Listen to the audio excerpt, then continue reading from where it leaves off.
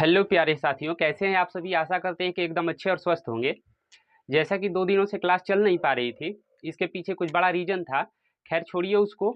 आज से एकदम वीडियो कंटिन्यू मिलेगी आप लोगों को। और हम आपको बता दें कि ये है हमारी टॉपर सीरीज, जिसमें हम लोग हिंदी के एक-एक टॉपिक को कवर करने वाले हैं। ये बेसिकली क्लास 10th और 12th को देखकर बनाया जा रहा है, लेकिन ये 9th, 11th, 12th और 10th सभी के लिए बहुत ही यूजफुल रहने वाली है। आइए इस वीडियो में हम लोग अलंकार को देखते हैं। ये आज की पहली क्लास होगी। तो आइए मेरे मित्रों शुरू करते हैं। देखिए ये जो दे रखा है अलंकार। अलंकार को यदि दो भागों में अलग करें, अलंकार जो शब्द दे रखा है मेरे भाई, यदि अलंकार को देखें तो अलंकार कैसे बना है, अलम कैसे बना है मेरे भाई, अलम प्लस कार से मिलकर बना है अलंकार। अलम प्लस कार से मिलकर क्या बना है मेरे भाई, अलंकार। अब देखिए इस अलम का अर्थ होता है आभूषण। क्या होता है मेरे भाई, आभूषण। क्या होता है, आभूषण। और इस कार का मतलब होता है करने वाला। क्या होता है, करने वाला। इतनी बात क्लियर है मेरे भाई। जितना समझाया जा रहा है पहले उसको समझिए। परिभाषा हम लोग खुद बनाएंगे। देखिए अलम प्लस कार मतलब अलम का अर्थ क्या होगा, आभूषण, और कार का मतलब क्या, करने वाला। मतलब मेरे भाई अगर इसका परिभाषा बनाना चाहे तो क्या बनेगा कि काव्य में क्या, आभूषण का कार्य करने वाला। काव्य में आभूषण का कार्य करने वाला क्या कहलाता है, अलंकार कहलाता है मेरे भाई। इतनी बात क्लियर है। अब देखिए इसके परिभाषा को देख लेते हैं एक बार। इसके शाब्दिक अर्थ को तो हम लोग समझ लिया, इसकी परिभाषा को देख लेते हैं। तो इसका परिभाषा क्या है कि काव्य की पंक्ति में आभूषण के, काव्य की पंक्ति में आभूषण के कार्य करने वाले धर्म को अलंकार कहते हैं मेरे भाई। क्या कहते हैं, अलंकार कहते हैं। काव्य की पंक्ति में, गौर से सुनिएगा, याद हो जाएगा यहीं पे आपको कि काव्य की पंक्ति में आभूषण के कार्य करने वाले को क्या कहते हैं, अलंकार कहते हैं। अभी इसके शाब्दिक अर्थ को भी देखे थे। ये याद हो जाए तो ठीक है, नहीं तो एक और बहुत ही इजी परिभाषा लेके आए हैं। वो क्या है, दूसरा परिभाषा इसका कि काव्य की शोभा बढ़ाने वाले तत्वों को अलंकार कहते हैं। बहुत ही छोटा है मेरे भाई। काव्य की शोभा बढ़ाने वाले तत्वों को क्या कहते हैं, अलंकार कहते हैं। 2 बार मेरे साथ बोलिए, तुरंत याद हो जाएगा, क्लास के बाद पढ़ने की कोई आवश्यकता नहीं। क्या लिखा है मेरे भाई, काव्य की शोभा बढ़ाने वाले तत्वों को क्या कहते हैं, अलंकार कहते हैं। इतनी बात क्लियर है। अब देखिए एक हमारे बहुत ही प्रसिद्ध लेखक हुए, दार्शनिक हुए, नाम था केशव दास। केशव दास ने एक अलंकार के बारे में क्या कहा है, इसको भी समझ लेते हैं। केशव दास ने अलंकार के बारे में कहा है, भूषण बिनु न बिराजी कविता बनिता भित्ति। इतनी बात क्लियर है मेरे भाई। क्या बोले हैं, भूषण बिन न बिराजी कविता बनिता भित्ति। इसका अर्थ क्या होगा मेरे भाई, केशव दास ने कहा था कि जो अलंकार है, ये कविता दिए थे, मतलब सॉरी उनकी एक पंक्ति है, उसी के हिसाब से समझते हैं कि भूषण दास कहते हैं कि भूषण बिनु, सॉरी केशव दास कहते हैं, भीषण बिनु न बिराजी कविता बनिता भीत। मतलब समझिएगा इसका क्या होता है कि जैसे आभूषण बिना, मेरे भाई समझिएगा, कहते हैं कि जैसे आभूषण बिना स्त्री जो होती है ना, स्त्री एकदम कुरूप लगती है मेरे भाई। कैसी, कुरूप, मतलब अच्छी नहीं लगती है, बिना आभूषण की अच्छी नहीं लगती है। आप कह सकते हैं कि चुड़ैल लगती है बिना मेकअप का, ऐसी बात है। तो ऐसे मेरे भाई क्या बोल रहे हैं कि जैसे स्त्री बिना आभूषण के अच्छी नहीं लगती, जैसे कविता, जैसे भित्ति मेरे भाई, भित्ति का मतलब होता है दीवार, और इस बन्निता का मतलब होता है स्त्री मेरे भाई। क्या होता है, स्त्री। तो यह बताना चाह रहे हैं कि जैसे आभूषण के बिना स्त्री अच्छी नहीं लगती, और जैसे भित्ति जो है ना, कलर पेंट कराना उसका आभूषण ही तो हुआ मेरे भाई, पुट्टी मारा देना, तो ये क्या है, आभूषण हुआ। तो जैसे भित्ति यानी कि दीवाल, ये दीवाल है, ये बिना रंगाई पोताई का अच्छा नहीं लगता। वैसे ही स्त्री के बाद भी भाई रंगाई पोताई है, हर जगह आपको क्या मिल जाएगा, ब्यूटी पार्लर, इतनी तो बात क्लियर है। वैसे ही भाई बहनें बुरा नहीं मानेंगी, मजाक था ये। वैसे ही क्या बोल रहे हैं कि वैसे ही जो कविता है, जो हमारा काव्य है, बिना आभूषण का क्या अच्छा नहीं लगता है मेरे भाई। इतनी बात क्लियर है।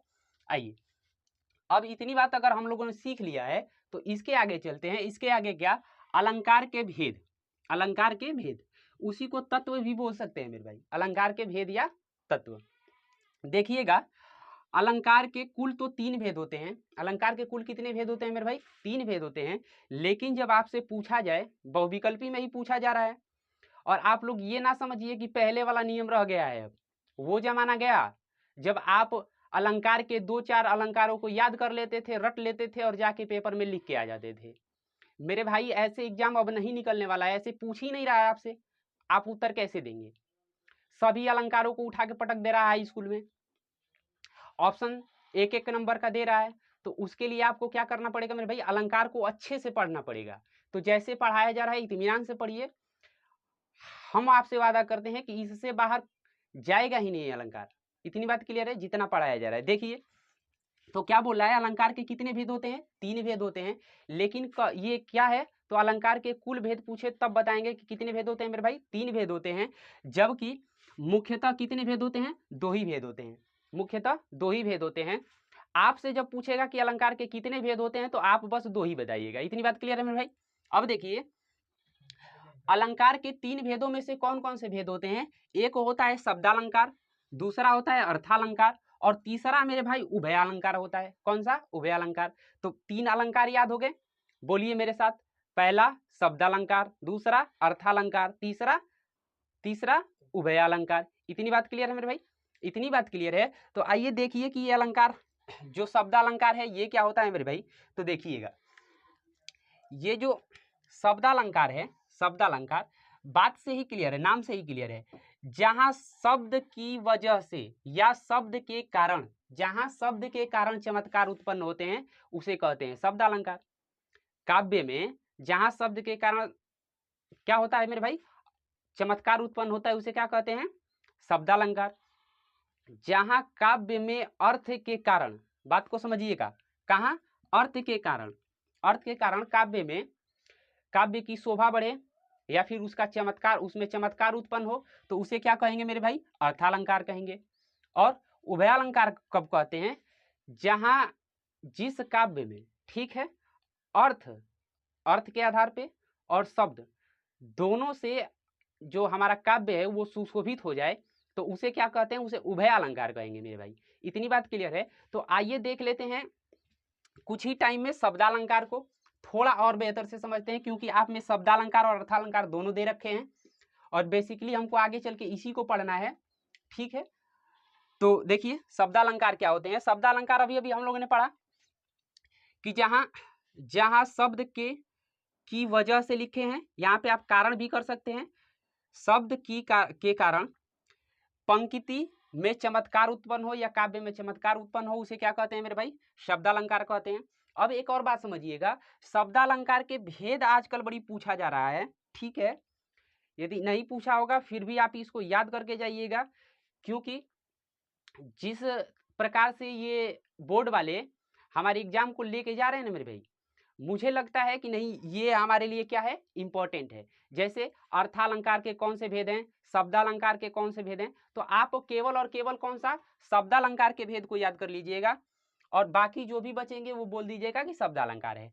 आपको अभी इस अलंकार से मतलब नहीं रखना है, ठीक है मेरे भाई। तो आइए देखिए क्या बोल रहा है कि इसके कितने भेद होते हैं। तो इसके टोटल 7 भेद होते हैं। देखिए कौन कौन से?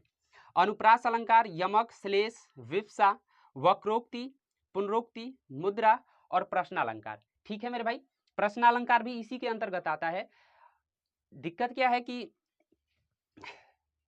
ये आपको सभी को नहीं पढ़ना है, इतनी बात ध्यान रखिएगा। इससे सभी को नहीं पढ़ना है, कुछ को ही पढ़ना है जो पढ़ाएंगे।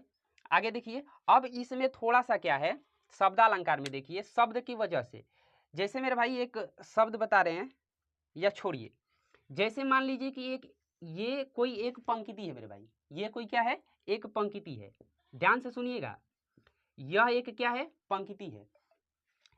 इस पंक्ति में कोई एक छोटा सा शब्द कहीं पे है, यहाँ पे मान लीजिए कि ये क्या है मेरे भाई, शब्द है।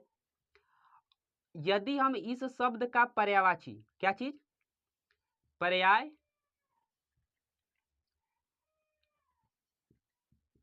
यदि इस शब्द का पर्यायवाची, इतनी बात क्लियर है मेरे भाई, यदि इस शब्द का पर्यायवाची उठाकर यहाँ पे रख देते हैं, शब्द के जगह पे शब्द के पर्यायवाची को उठा के रख देते हैं, तो क्या हो जाता है, पूरा अर्थ का अनर्थ हो जाता है, मतलब अर्थ बदल जाता है मेरे भाई, पंक्ति का अर्थ बदल जाता है।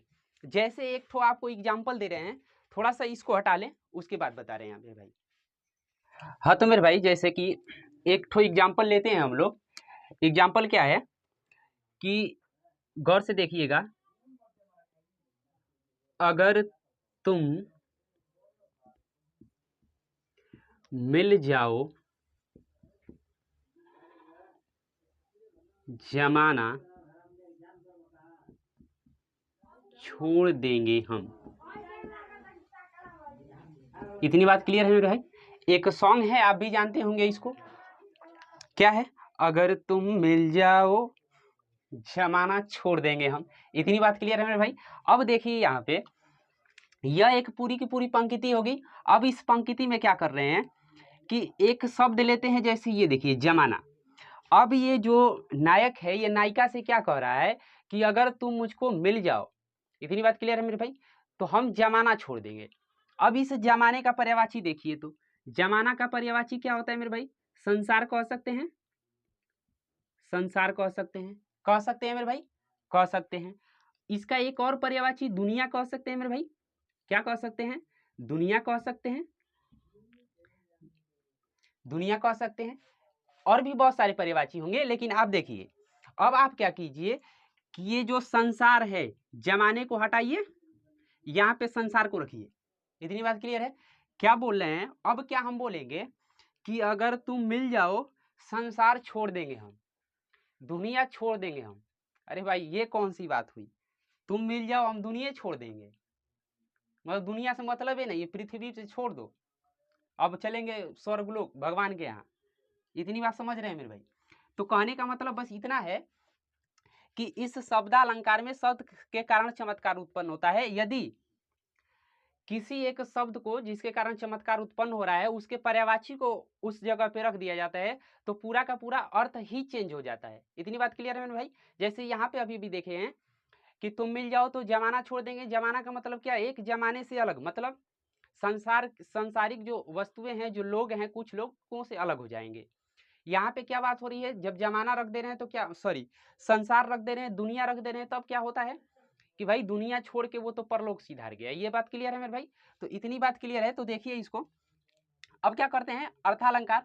अर्थालंकार में ऐसा कुछ नहीं होता है। यदि अर्थालंकार है, इसमें शब्द को परिवर्तित करते हैं। अर्थालंकार में जब शब्द को परिवर्तित करते हैं तो इसमें अर्थ नहीं बदलते हैं।